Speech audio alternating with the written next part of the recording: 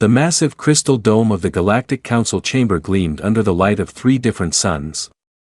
Inside, representatives from 200 alien species sat in their designated seats, each one looking down at the small human delegation below. The humans looked so tiny compared to the towering Vorac warriors, the floating Etherian energy beings, and the massive shell-covered Krex elders. Ambassador Sarah Chen stood at the speaking platform, her hands folded behind her back. She looked calm, but those who knew humans well might have noticed the slight tension in her shoulders. Behind her sat the rest of Earth's diplomatic team, 5 humans in simple dark suits that seemed plain compared to the elaborate robes and armor worn by other species. Above them all, Speaker Valdris of the ancient Athetheran collective floated in his energy form, his voice echoing through the chamber without need for vocal cords. The Athetherans had been traveling between stars for over 10,000 years. To them, humanity was barely more than clever animals that had just learned to leave their home planet. The Council recognizes Commander Thrak of the Vorac Empire, Valdris announced. The massive Vorac warrior rose from his seat. Thrak stood nearly 9 foot tall, his forearms ending in claws that could tear through metal. His red skin bore the ritual scars of countless battles, each one telling a story of honor and victory. The bone crests on his skull marked him as nobility, a commander who had never known defeat. Honored Council, Thraka's voice boomed through the chamber. The Vorac Empire brings a matter of great importance. The humans have claimed mining rights to 17 systems in the outer spiral. These systems contain resources that rightfully belong to established members of this council. Murmurs rippled through the chamber. Several alien species nodded in agreement. The humans had joined the Galactic Council only 50 years ago, which was yesterday in galactic terms. Many species had been members for thousands of years. Thrak continued, his forearms gesturing dramatically. The Vorac Empire has protected these systems for over 8 centuries. We have fought and died to keep them safe from pirates and raiders.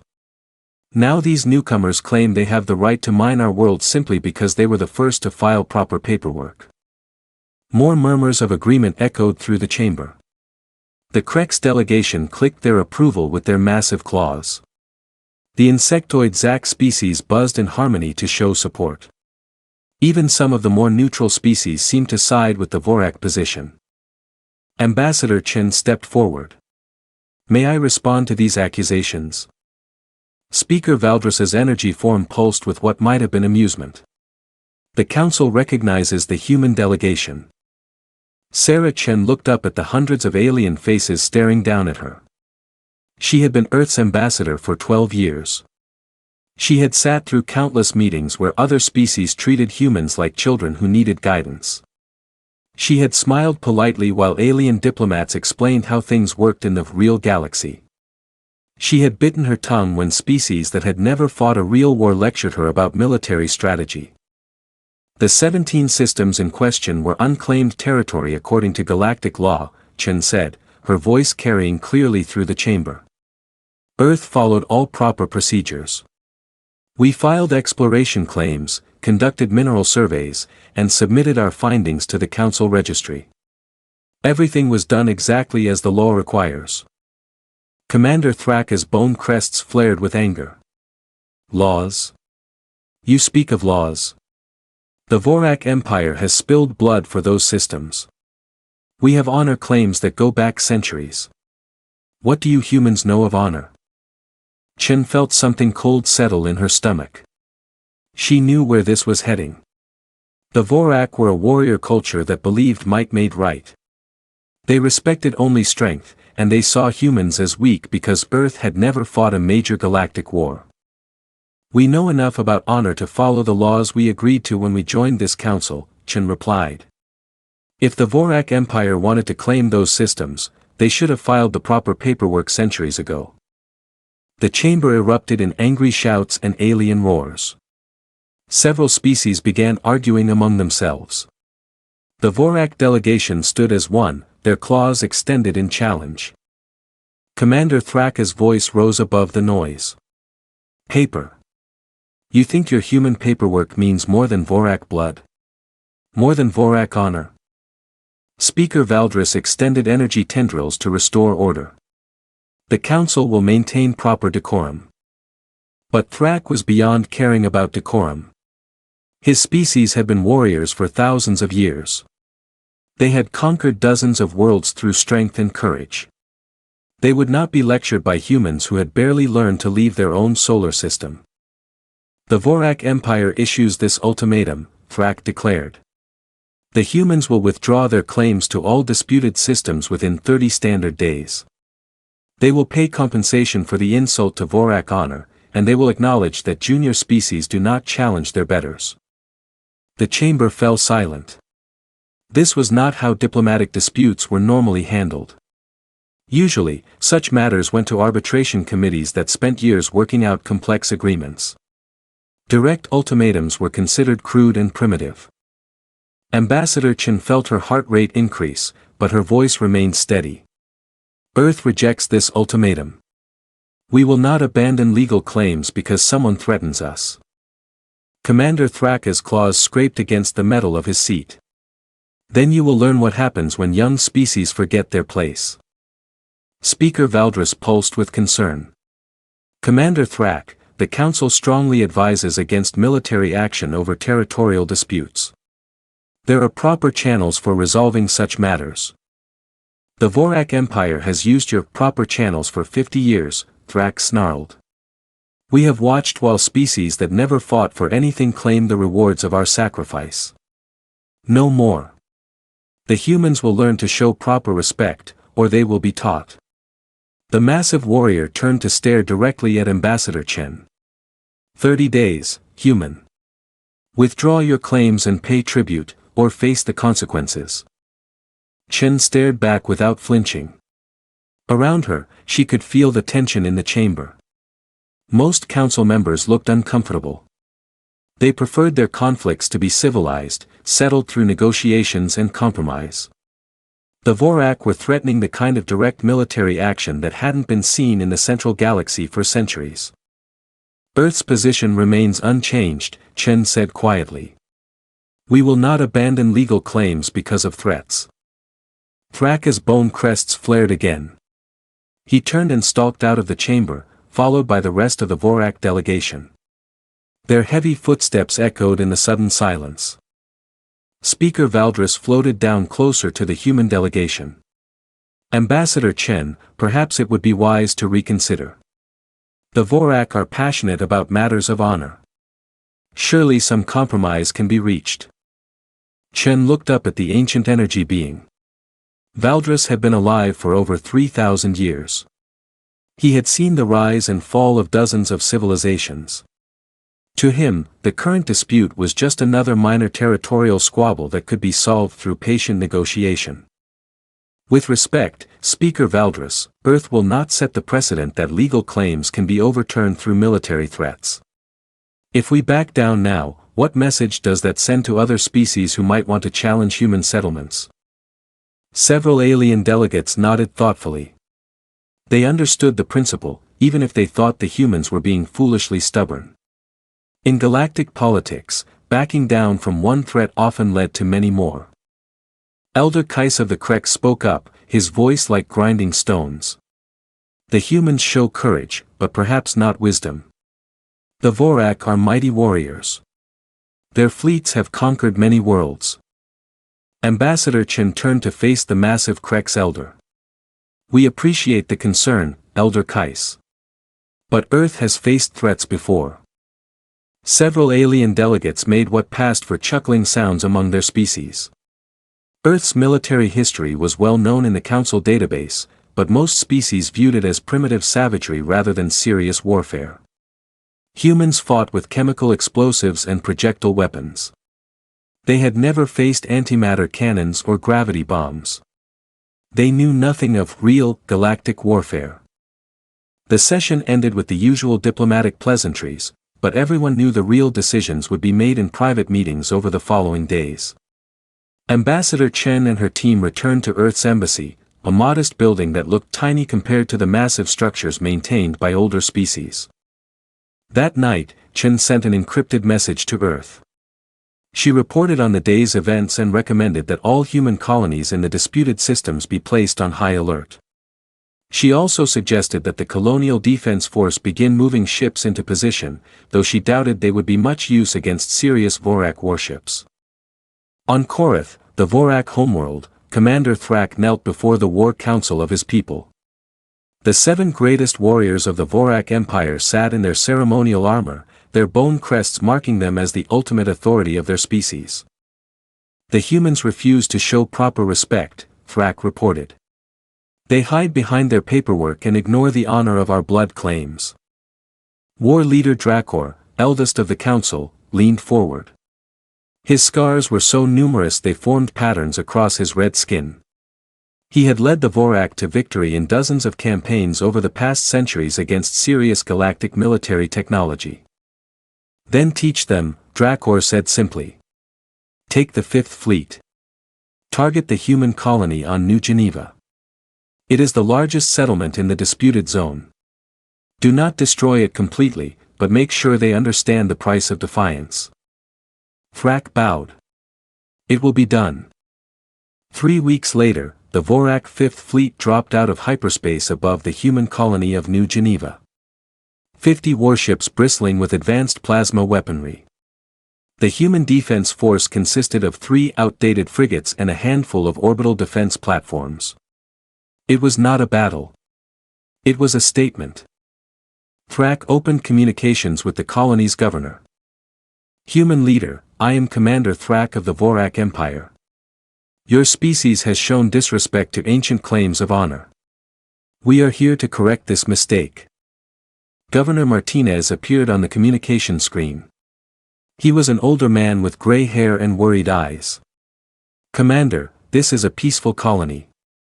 We have women and children here. Surely any dispute can be resolved through negotiation.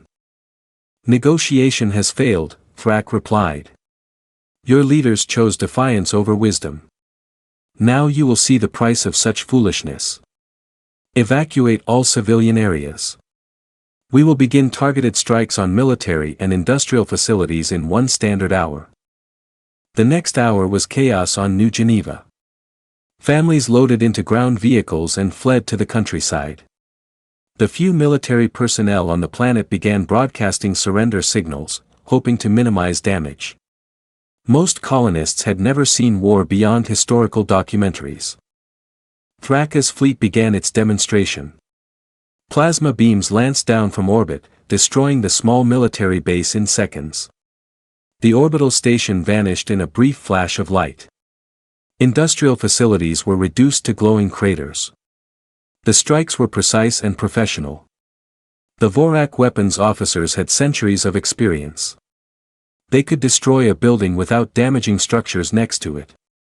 This was meant to be a lesson, not a massacre. But technology, even advanced technology, sometimes fails. The targeting computer on Thraka's flagship suffered a minor malfunction, the kind of small error that happens once in millions of operations. A plasma beam meant for a communications facility shifted 3 degrees off target. The beam hit the New Geneva Children's Hospital. 847 children died in that moment. They were playing in the recreation areas, sleeping in their beds, being treated for minor illnesses and injuries. The plasma beam vaporized the entire building in less than a second. Thrak stared at his tactical display in horror. The targeting officer checked and rechecked the readings, his claws shaking as he confirmed what had happened. Commander, the officer whispered. We hit a civilian facility. A medical center for younglings. Thrak felt something cold settle in his chest. The Vorac were warriors, but they were not monsters. They had codes of honor that went back thousands of years. The protection of younglings was sacred to all civilized species. Cease fire. Thrak ordered.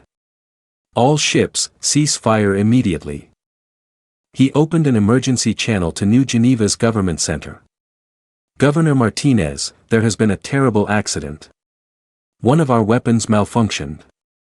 We struck a medical facility. Governor Martinez's face appeared on screen, streaked with tears. You destroyed the children's hospital. Thrak had never felt such shame in his life. Governor, please understand this was not intentional. Our targeting systems failed. We offer immediate medical assistance and full reparations according to galactic law. But Martinez had already cut the communication. Within hours, news of the tragedy spread across human space.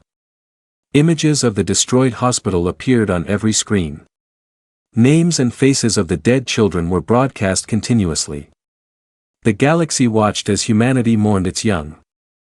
Ambassador Chen received the news in her embassy office. She sat in silence for a long time, staring at the list of casualties. 847 names. 847 futures that would never be. Then she began making calls. First to Earth's government, then to military commanders, then to contacts throughout human space. Each conversation was brief and quiet, but the message was always the same: the children were dead. Someone would pay, ***. The Galactic Council immediately called for an emergency session. The Vorac formally apologized and offered massive reparations. Commander Thrak publicly took full responsibility for the accident. By every measure of galactic law and custom, the matter should have been closed. But humanity went silent for 3 days. No human official made any public statement. Earth's embassy stopped taking calls from other species. Human colonies went dark. The galaxy ceased all normal communications. The silence was absolute and terrifying. On the 4th day, Ambassador Chen walked into the council chamber. She looked smaller and more fragile than ever, her face pale with grief. The entire gallery watched as she approached the speaking platform. The government of Earth accepts the Vorac Empire's apology for the tragic accident at New Geneva, she said, her voice barely above a whisper. We acknowledge that the deaths were unintentional. Relief rippled through the chamber. The crisis would pass. Humanity would be reasonable. Chen continued. Earth hereby withdraws all territorial claims in the disputed systems. We will sign any peace treaty the Vorac Empire desires. We want no further conflict with your people. Speaker Valdris pulsed with satisfaction. The Council is pleased that this matter can be resolved peacefully. Ambassador Chen, your species shows wisdom in choosing compromise over confrontation. Chen nodded slowly. We are, after all, just a young species. We have much to learn about how things work in the galaxy. She turned to leave, then paused. There is one small request. Earth would like to establish a memorial for the children who died. Something simple, just to help our people process their grief.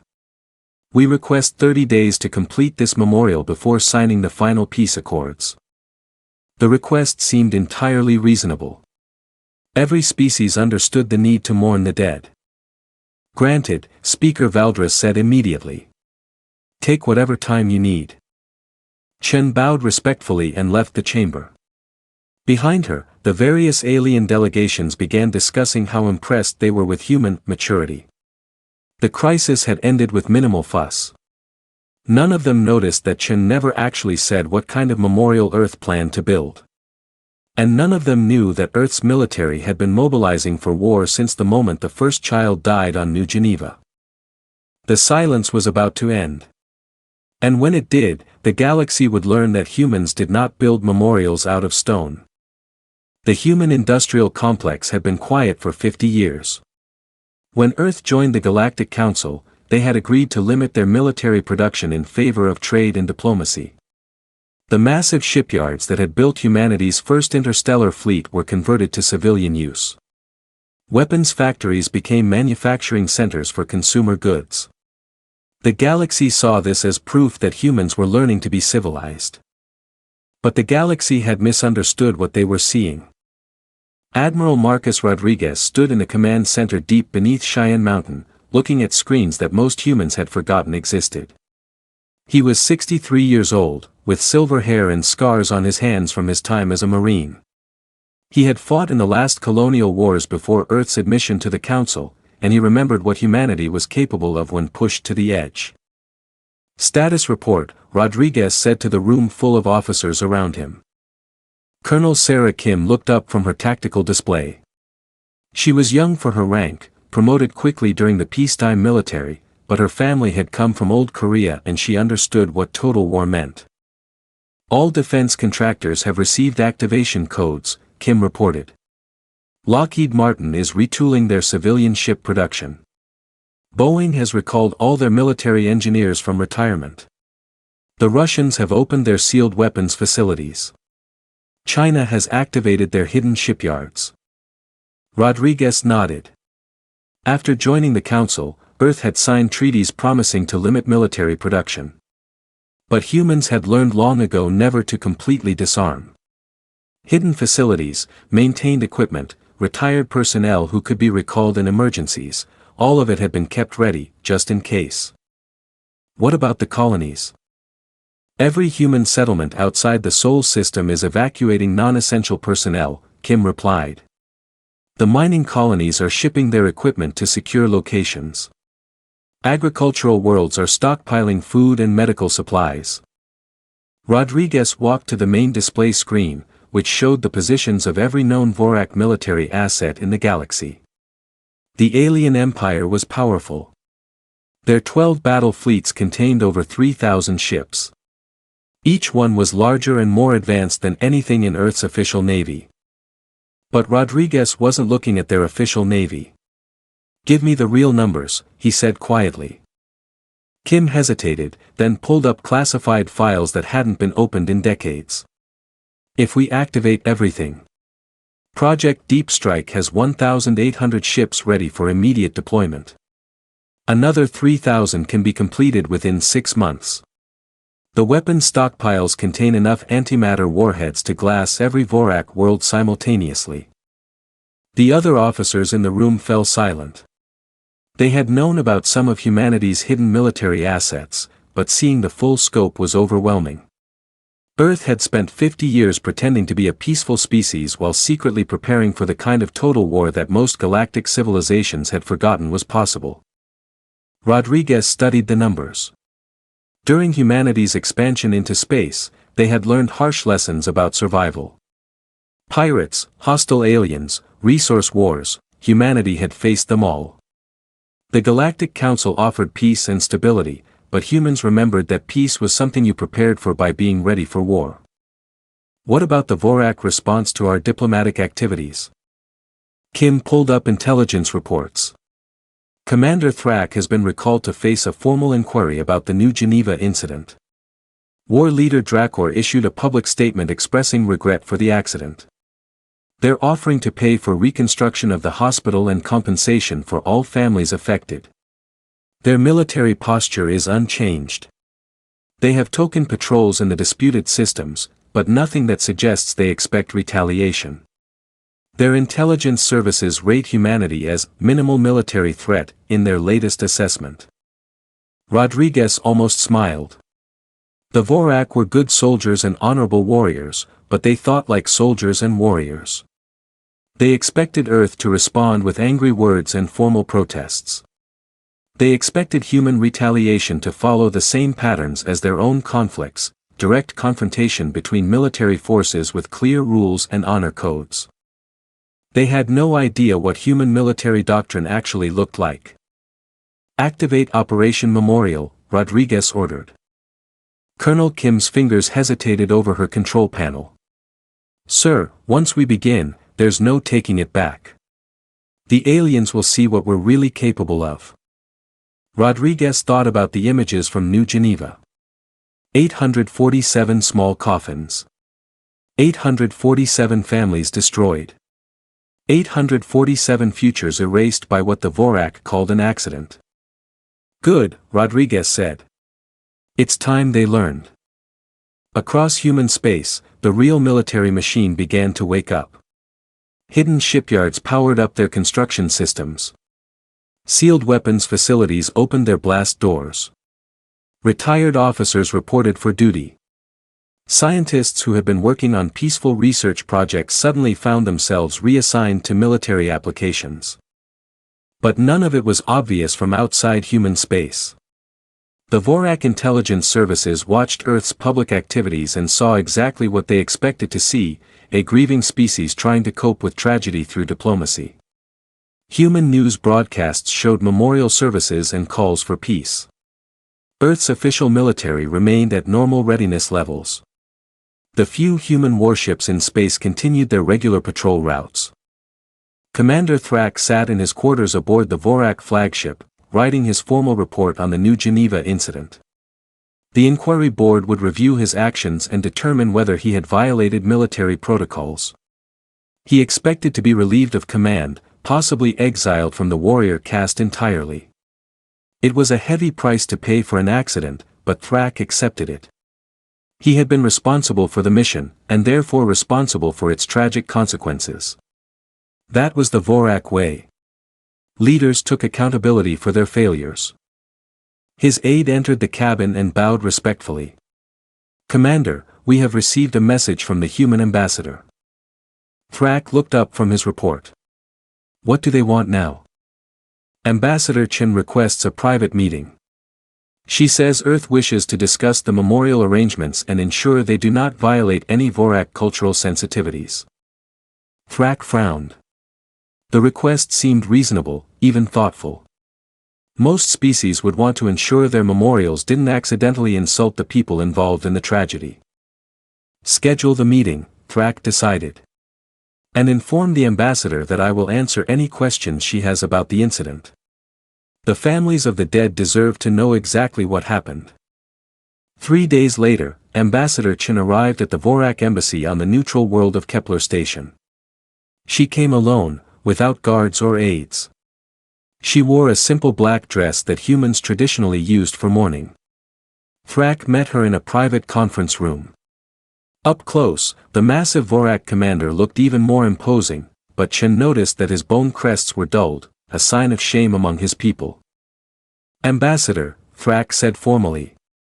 "I want you to know that I take full responsibility for what happened on New Geneva.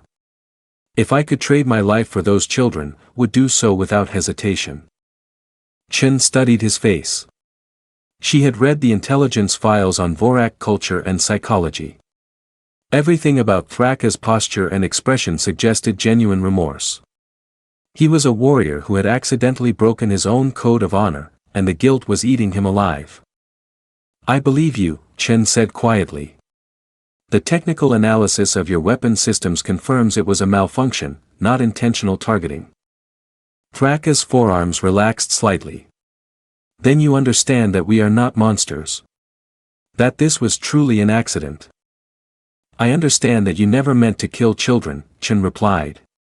"But Commander, I need you to understand something about humans. Intent doesn't matter when our children are dead." Something in her tone made Thraka's warrior instincts activate. Chen still looked small and fragile, but there was something different about her now. Something cold. "What exactly are you saying, Ambassador?" Chen reached into her bag and pulled out a small device, a holographic projector. She activated it, and the air above the table shimmered with images.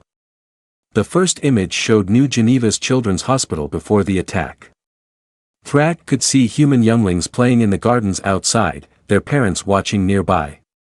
It looked peaceful and innocent. The second image showed the same location after the plasma strike. Nothing remained but a crater of melted stone and metal. Emergency workers searched through the debris, but Thrak could see from their posture that they weren't expecting to find survivors. 47 children, Chen said, her voice still quiet. The youngest was 2 years old. The oldest was 16. They died instantly, so they didn't suffer. I suppose that's something. Thrak stared at the images, his shame growing heavier. Ambassador, we have offered full reparations. By galactic law, we. Galactic law, Chen interrupted, was written by species that fight civilized wars. Species that have learned to limit casualties and follow rules of engagement. Species that see warfare as a game with winners and losers, not a matter of survival. The holographic images shifted, showing historical footage from Earth. Thrak saw human cities in flames, massive armies marching across devastated landscapes, weapons that turned entire regions into wastelands. This is how humans learn to fight, Chen continued. Not with honor codes or limited objectives.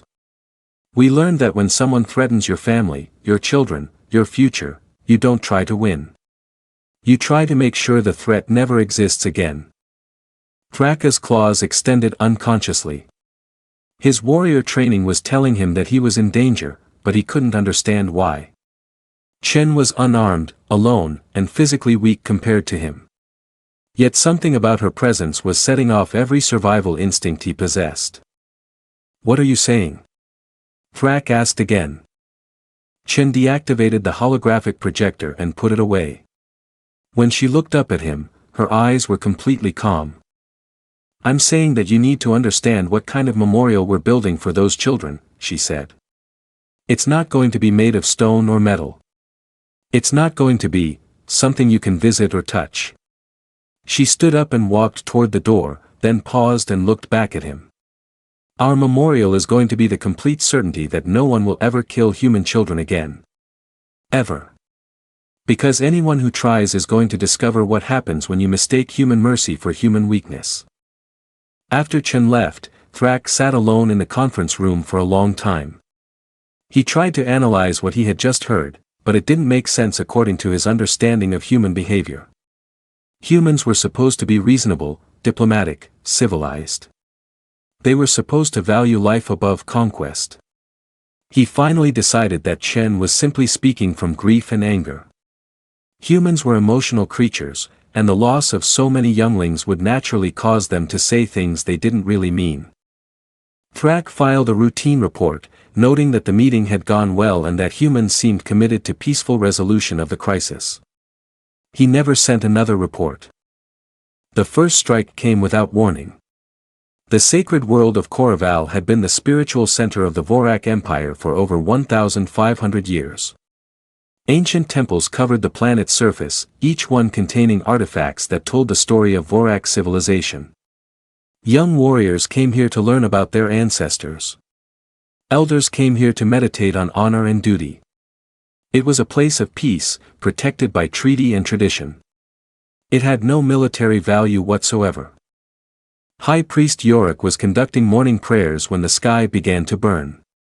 He looked up through the temple's crystal dome and saw streaks of light falling from orbit. Not the gentle glow of normal spacecraft, but the harsh brilliance of objects moving at tremendous speed. The first impacts came in the northern continent. Yorick felt the ground shake beneath his feet as massive explosions erupted hundreds of miles away. The crystal dome cracked, sending rainbow patterns across the temple floor. "What is happening?" whispered one of the younger priests. Yorick activated the temple's communication system and tried to contact the orbital defense platforms. Static answered him. He tried the planetary government center. More static. Every frequency was either dead or filled with electronic noise. More streaks of light fell from the sky. This time they were closer. Yorick realized with growing horror that someone was systematically destroying every important site on Coraval. The ancient library where Vorac military history was preserved. The monument gardens where the names of fallen warriors were carved in stone. The meditation centers where young Vorac learned the philosophy of honorable combat. All of it was being erased. The final strike hit the great temple itself, the most sacred site in all of Vorac space. Yorick had just enough time to see a single object falling toward them, moving faster than anything he had ever imagined. The antimatter warhead vaporized the entire temple complex in a flash of light that could be seen from orbit. When the light faded, nothing remained but a crater of melted rock 3 miles wide. Similar strikes were happening across Vorac space. Not on military worlds or industrial centers, but on every planet that held cultural or spiritual significance to the Empire. Within 6 hours, 2,000 years of Vorac civilization had been reduced to radioactive craters. War leader Drakor received the first reports in his command center on the Vorac homeworld. He stared at the tactical displays in disbelief, trying to understand what he was seeing. 18 sacred worlds, his intelligence officer reported. Complete destruction of all cultural sites. No military targets were engaged. No demands have been made. No one has claimed responsibility. Dracor's claws scraped against his command chair. In all his centuries of warfare, he had never seen anything like this. Military strikes were supposed to have objectives: capture territory, destroy enemy forces, force surrender. This was something else entirely. What about our defensive fleets? Untouched. The attackers avoided all military installations. They only targeted. The officer hesitated. They only targeted places that matter to our people's identity. The communication system activated with an incoming transmission. Dracor expected to see human military commanders demanding surrender or perhaps Galactic Council mediators calling for peace talks. Instead, he saw a simple message in perfect Vorac script. You killed 847 of our children. We have destroyed 847 of your most sacred sites. This is just the beginning, ****. The transmission ended. Dracor stared at the blank screen for a long moment. Then he began issuing orders. Contact all fleet commanders. Emergency mobilization of all military assets. Contact the Galactic Council and demand they order the humans to cease hostilities immediately. But even as he gave the orders, Dracor knew they were pointless. His fleets were designed to fight other fleets, not to protect cultural sites scattered across dozens of worlds. And the Galactic Council had no enforcement power over species that chose to ignore their authority. For the first time in his long life, the greatest warrior of the Vorac Empire felt truly helpless. The attack on the sacred worlds was only the beginning. Human infiltration teams had been positioning themselves throughout Vorac space for weeks, using stolen alien technology to avoid detection. They carried weapons that no galactic civilization had seen before, devices that Earth's military engineers had developed by combining human innovation with captured alien technology. Captain Maria Santos led one of these teams on the Vorac military world of Gark.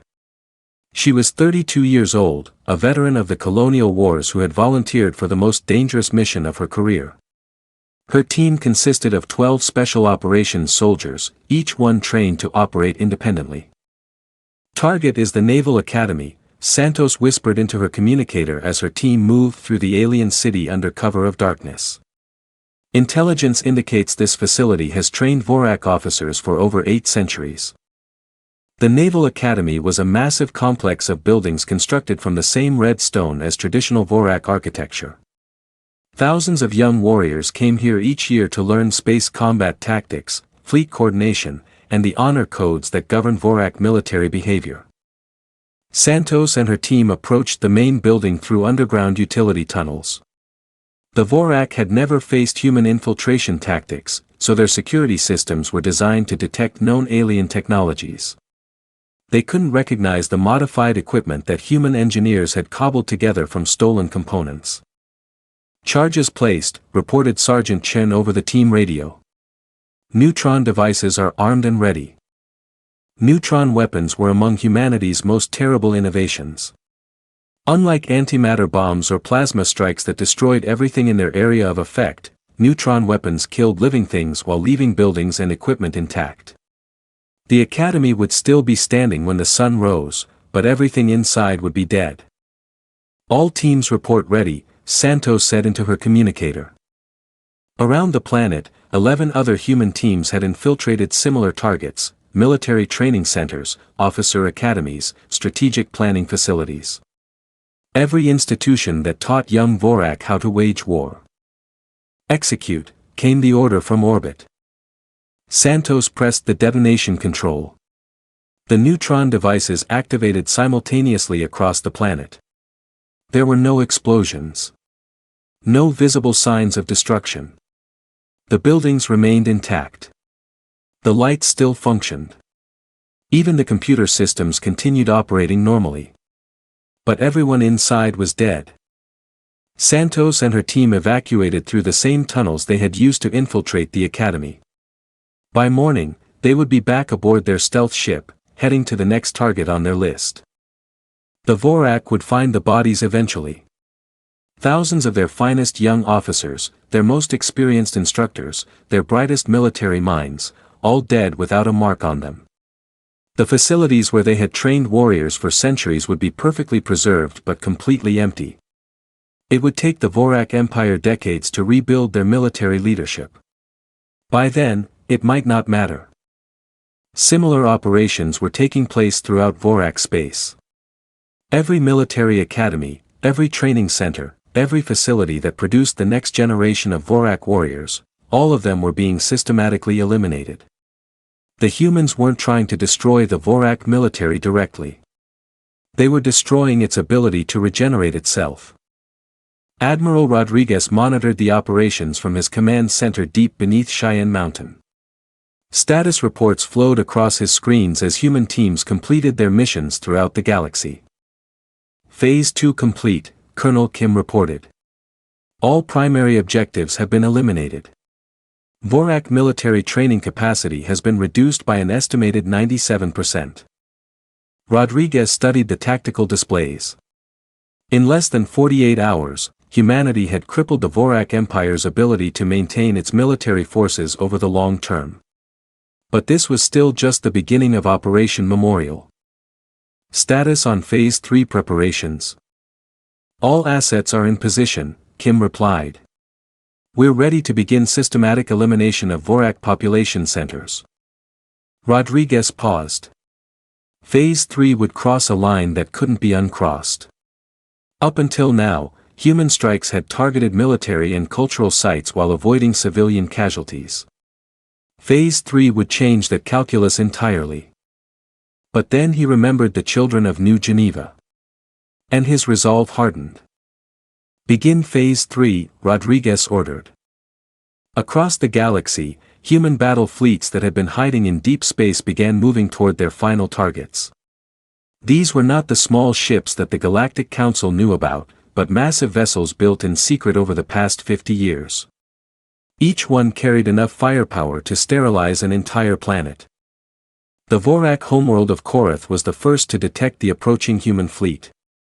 Long-range sensors picked up the signatures of 60 ships emerging from hyperspace at the edge of the system. War leader Drakor looked at the sensor readings in confusion. According to every intelligence report he had ever seen, the humans possessed fewer than 30 major warships. Yet his sensors were clearly showing twice that number, and the energy signatures suggested vessels far more powerful than anything in Earth's known arsenal. Open communications with the human fleet, Drakor ordered. The main display screen activated, showing the bridge of the human flagship. A middle-aged woman in a simple military uniform looked back at him. Her name tag read Admiral Chen, apparently a relative of the human ambassador who had visited Commander Thrak. I am War Leader Drakor of the Vorac Empire, he began, using the formal protocols for communication between military commanders. You have entered Vorac space without authorization and conducted acts of war against our people. I demand an explanation. Admiral Chen studied him for a moment before responding. War Leader, my name is Admiral Lisa Chen. I'm here to deliver a message from the human government. Then speak your message. The message is very simple, Chen replied. Asterisk asterisk you killed our children. Now we're going to kill everything you care about, asterisk asterisk your sacred worlds are gone. Your military academies are empty. Your cultural heritage has been erased. And now, we're going to start on your civilians. Drakor felt his blood freeze. You cannot mean to attack defenseless populations. That would violate every law of civilized warfare. Admiral Chen's expression didn't change. War Leader, you seem to be under the impression that we're fighting a civilized war. We're not. This is what humans call total war. It means we don't stop until our enemy no longer exists as a functional civilization. The communication ended. Drakor stared at the blank screen, trying to process what he had just heard. In all his studies of galactic military history, he had never encountered the concept of total war. Civilized species fought for territory, resources, or political objectives. They didn't fight to completely destroy their enemies. But humans apparently did. Contact the Galactic Council immediately, Dracor ordered.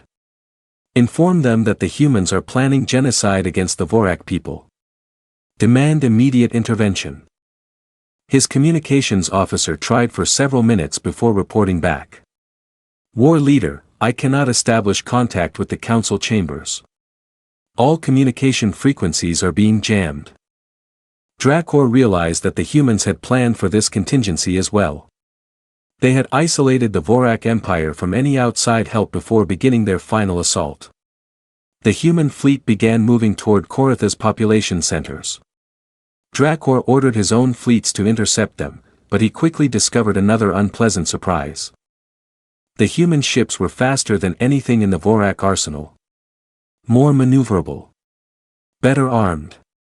They had been designed according to military principles that the Vorac didn't understand, optimized for the kind of warfare that galactic civilizations had forgotten existed.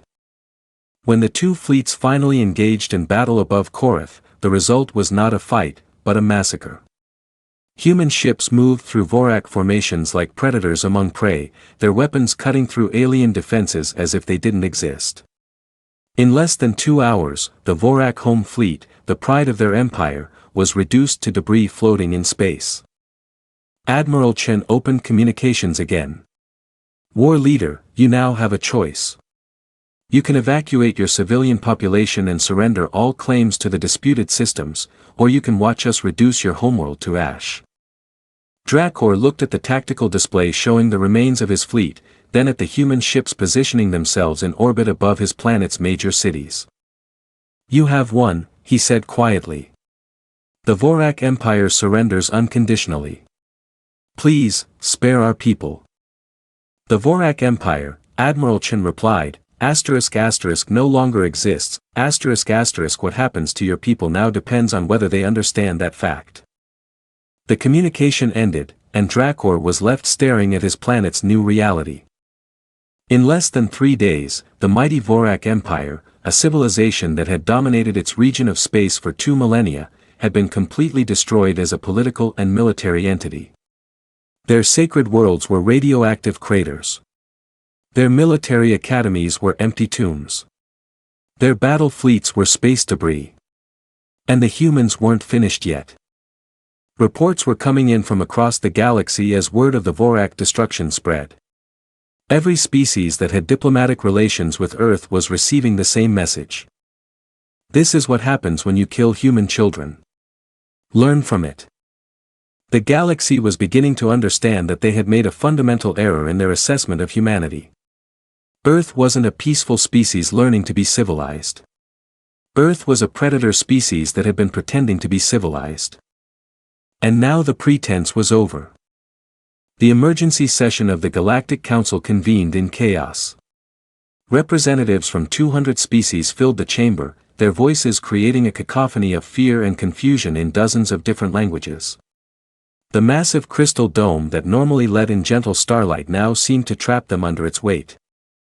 Speaker Valdris floated at the center of the chamber, his energy form pulsing with distress. In 3,000 years of life, he had never witnessed anything like the systematic destruction of the Vorac Empire. Ancient civilizations were supposed to decline slowly over centuries or millennia. They weren't supposed to be erased in less than a week. Order! Valdris called, his voice carrying across the chamber. The council will maintain proper decorum. But decorum seemed impossible as reports continued flowing in from across the galaxy. The Vorac homeworld was under human occupation. Refugee ships carrying the survivors of 18 sacred worlds were scattered throughout neutral space. The proud warrior culture that had stood for 2,000 years had been reduced to homeless beggars in less than 72 hours. Elder Kais of the Krek spoke first, his massive shell clicking with agitation. How is this possible? Our intelligence reports indicated that humans possessed minimal military capabilities. Their official fleet contained only 28 vessels. Ambassador Chen sat in the human delegation area, looking smaller and more fragile than ever. Behind her, the other human representatives watched the proceedings with calm expressions that somehow seemed more threatening than any display of anger. The question, rumbled Ambassador Thexer of the Zephyrian hegemony, is not how they did it. The question is why they did it. This level of destruction goes far beyond any reasonable response to the New Geneva incident. Several species voiced their agreement. The accidental death of civilians during military operations was tragic but common in galactic warfare. Reparations were paid, apologies were made, and life continued. What the humans had done was completely unprecedented. Perhaps, suggested diplomat Ithra of the Crystalline Union, we should ask the humans to explain their actions. All eyes turned to Ambassador Chen. She stood slowly and walked to the speaking platform, her footsteps echoing in the sudden silence. When she reached the center of the chamber, she looked up at the hundreds of alien faces staring down at her. "You want to know why we destroyed the Vorac Empire?" Chen said, her voice carrying clearly through the chamber. "The answer is simple. They killed our children." "But it was an accident," protested Counselor Vexthai of the Aquatic Coalition. Commander Thrak himself admitted the targeting malfunction. Reparations were offered. Chen nodded slowly. Yes. It was an accident. And yes, reparations were offered. Under galactic law, the matter should have been closed. She paused, letting her words sink in. But you see, galactic law was written by species that have never faced extinction. Species that have never had to fight for their right to exist. Species that can afford to treat warfare as a game with rules and limits. The chamber fell silent as Chen continued. Humans learned to fight on a world where everything was trying to kill us. We didn't have the luxury of civilized warfare. We didn't have honor codes or limited objectives. When something threatened our survival, we had two choices: destroy it completely, or be destroyed ourselves. Elder Kais leaned forward. But surely you understand the difference between individual survival and what you have done to the Vorac. Chen looked directly at the massive Krex Elder. Do you have children, Elder Kais? The question seemed to catch him off guard. Yes. Many offspring. And if someone killed those offspring, even by accident, what would you do? I would seek justice through proper channels. File formal complaints, demand reparations according to. You would follow procedures, Chen interrupted. Because your species has always been safe. Your homeworld is protected. Your children grow up without fear. You can afford to trust in systems and laws because those systems have never failed you. She turned to address the entire chamber. Humans cannot afford that luxury. Our history is written in the blood of children who died because their parents trusted that others would protect them. We learned through 10,000 years of war and genocide and extinction events that when someone kills your young, you don't negotiate with them. You ensure they never have the opportunity to do it again. The silence in the chamber was absolute. The Vorac Empire no longer exists, Chen continued, because we wanted to send a message to the galaxy. The message is this: human children are not acceptable casualties. They are not collateral damage. They are not the price of doing business. Anyone who harms them, for any reason, will face consequences that make the destruction of the Vorac look merciful. Counselor Vexthai's aquatic suit bubbled with agitation. You speak of proportional response. 800 children died on New Geneva. How many Vorac have died in your retaliation? None, Chen replied calmly. The chamber erupted in confusion. Several translators asked for clarification, assuming they had misunderstood. None, Chen repeated. We destroyed their sacred sites with precision strikes that avoided civilian casualties. We eliminated their military academies using weapons that killed only the personnel inside. We defeated their fleets in space combat. But we have not deliberately targeted Vorac civilian populations. Elder Kais's shell clicked in bewilderment. Then what was the purpose of such destruction? She gestured to the viewing screen, which displayed images of Vorac refugee ships. Look at them. Once proud warriors reduced to begging for charity from species they used to consider inferior. Their children will grow up in exile, learning alien languages and alien customs. In 3 generations, there will be no one left who remembers what it meant to be Vorac. The horror of it began to sink in around the chamber. Physical genocide was terrible, but what the humans had done was worse. They had committed cultural genocide while keeping their victims alive to suffer through it. "This is monstrous," whispered diplomat Ithra. Chen turned to face her. "Yes, it is. We know exactly how monstrous it is. That's why it works." Speaker Valdris pulsed with distress. "Ambassador Chen, surely you understand that such actions cannot be permitted in civilized space. The Council must take measures to prevent." "To prevent what?"